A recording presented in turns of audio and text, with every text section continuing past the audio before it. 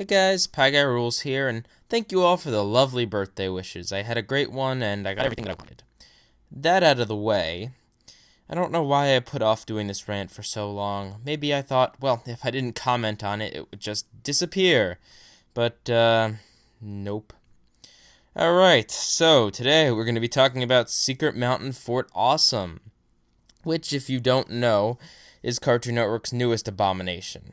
Yeah. The show is basically, take everything I said in my problem solvers rant and put it in here because I don't know what it is, but the shows are strikingly similar in how they annoy me. It's filled with the same grotesque animations, although I will have to say, to its credit, the surreal animation, and the very trippy animation, it it's not it's not horrible. It works to an extent. It works until you realize this is a kids show and not some sort of, Beavis and Butthead trip. Um, Other than that, the character designs are extremely unappealing. As per problem solvers, we got this little green round thing with bulging muscular arms and pimples all over his face with creepy eyebrows and stereotypical Asian eyes. By the way, he's the nerd character. Wonder if that was done on purpose. You've got the very lovely Fart, who is basically composed of a bunch of butts put together. There's great character design there. And you would not believe it when I told you that he farts every time he talks. Yeah, that sound effect does not get old. Sarcasm.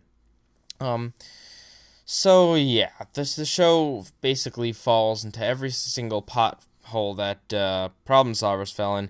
Except I will also say, this one doesn't induce seizures. Like I said, the animation is trippy, but no seizures, so that's a good thing.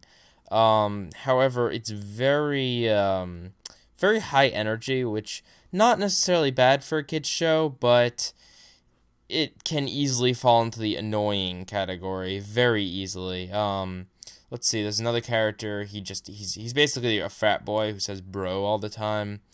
I don't get it. I don't know if it's supposed to be funny, but kind of pisses me off. What else? What else? Oh, story wise, okay, I saw an episode where basically one character's dreams started coming out into real life, and nightmares started coming out into real life, and they had to fight them. Did it make any sense? No. Was it really a rewarding story? No. However, it did hold me in a lot better than Problem Solvers did. I will not say that I enjoyed it, but I will say that it was easier to sit through than Problem Solvers was. I guess the pacing was faster, and it was at least somewhat of a cohesive story. It made at least a little bit of sense within the continuity of the show. And in that, I will say, as a whole, the show isn't as bad as Problem Solvers.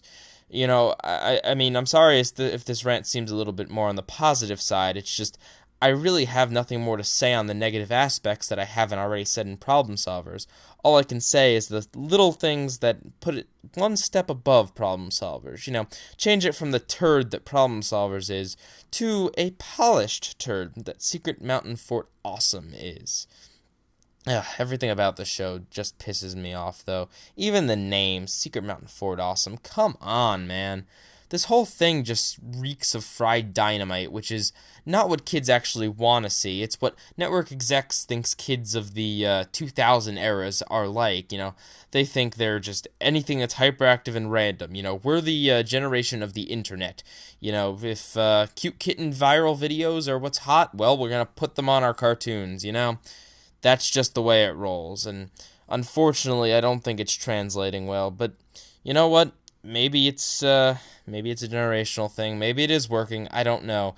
I don't know what kind of ratings the show is getting. But apparently, Problem Solvers hasn't gone away, as people keep reminding me. And yeah,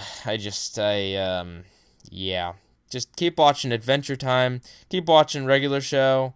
Ha, take that, people. I can promote it even though I don't like it personally. Take that, you haters.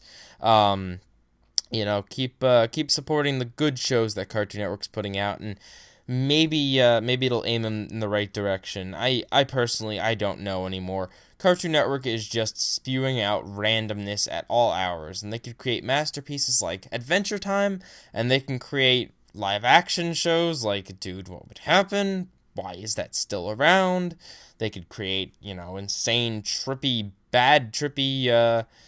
shows like this, and problem solvers they can create. You never know what's going to come out of their weird animation studio. So yeah, sorry if this rant's a little bit on the short side, but like I said, there's not really much I can say here that that differentiates this show from problem solvers in my mind at least. Like I said, one step above. Not much though. Let me know what you guys think. Maybe it's just me being closed-minded. Is this the new way of, animation and children's television? Is the incredibly hyperactive, never stopping for a beat, just randomness, how it's supposed to be?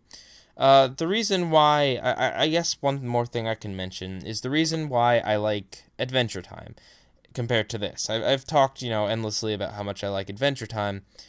However, okay, Adventure Time is weird. Adventure Time is trippy, it's random, anything can happen, however, story-wise, the stories are always very, cohesive. Like, it all makes sense within the world, They don't just throw random crap at you. Well, they do, but it's believable within the context of it all, if that makes any sense.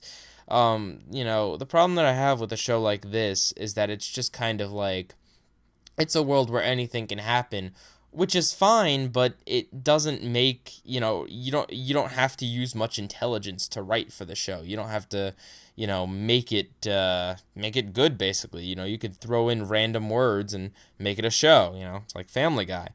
And Adventure Time, again, very trippy animation at times, but it's really clean and really polished. I don't know. Just something about it makes it look like, it's very appealing to the eyes. It's very minimalistic.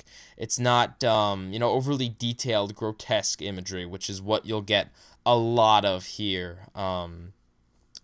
And yeah, I think the show was heavily inspired by the 80s in general, but problem with that being kids today, I don't know how much they know about the 80s, even I don't know that much about the 80s, but apparently it was a wild time. Alright guys, so yeah, that's about all I have to say. I'm burnt out with this kind of crap. I want some good shows to be cranked out. I want to praise some things. I want, happy fun times again. So, until then, I'm going to go back to my 90s or all that, and Adventure Time, and Tough Puppy, which I promise a review is coming. Um, so, with that being said, Pie Guy Rules, out. Oh, and one more small thing. I'm using my brand new microphone that I got for my birthday, and I'm not sure if it's properly calibrated yet. This should sound a lot cleaner than the built-in microphones that I've been using, so let me know what you think of it. Let me know if it needs to be tweaked. Let me know if you think it sounds clearer than usual. Let me know if, what's going on with that. As always, viewer feedback is appreciated. Alright, Pie Guy Rules out for realsies this time.